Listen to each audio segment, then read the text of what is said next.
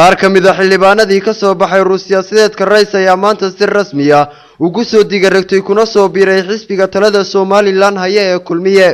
munaasabad ballaadhan oo lagu soo dhaweynayo xildhibaan Maxamed Yuusuf Cabdi Muraad iyo Saciid Axmed Maxamed Raago oo ka qabsoontay Hotel City Palace ee magaalada Burco ayaa ay ka soo xaadireen cuqaal salaadiin siyaasiyiin xildhibaanadii ka soo baxay kulmiye waxgarad dhalinyaro haween duqay iyo hoggaanka xisbiga kulmiye ee gobolka Togdheer gudoomiyaha xisbiga kulmiye ee gobolka Togdheer Sahal Aadan oo xafladani ka hadlay ayaa si kaliya laab u soo dhaweeyay xildhibaanadani ku soo biiray xisbiga talada haya ee kulmiye gudoomiye Sahal waxa kale oo warkiisaasi ku cadeeyay inay soo dhaweynayaan cid kasta oo ku soo biirta xisbiga kulmiye daadihinaysa ee ku soo biirtay caawa u diyaara inay ka mid noqoto xisbi qarankiini aadaan jirteen waxaan leenahay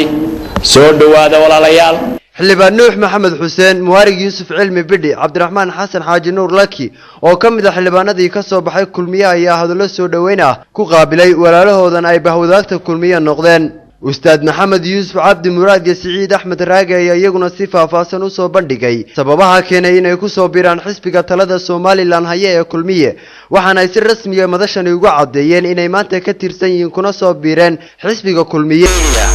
anagu maanta kulmiye ma noqon mar walba waxaan ahayn kulmiye shacabkiina doortay rag iyo dumarba inaan ugu ducaysaan cuqaal salaadiin waxgarad duqay dhalinyaro qurba joog haween gudoomiyaha ururka Now ee gobolka Togdheer Deeqa Weydar iyo qaar ka mid ah mujaahidiintii asana halkani ka hadlay ayaa iyaguna hadallo soo dhaweynaha u jeediyay xildhibaanadani ku soo biiray xisbiga kulmiye iyagoona dhammaan 22 xildhibaan ugu duceeyay in Ilaahay u fududeeyo hawsha culus ee u hayaan ummadda alxamdulillah mar haddana kulmiye ay maanta igala soo qayb galeen kulmiye oo ku soo biireen aaday farxad igu tahay waayo waxa weeyaan baalashayda aan ku duulayay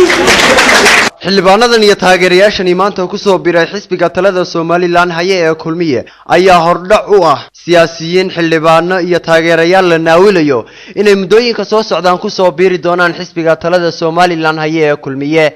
Cabsaaq Faarax Cabdilaahi Aynaba News Burco.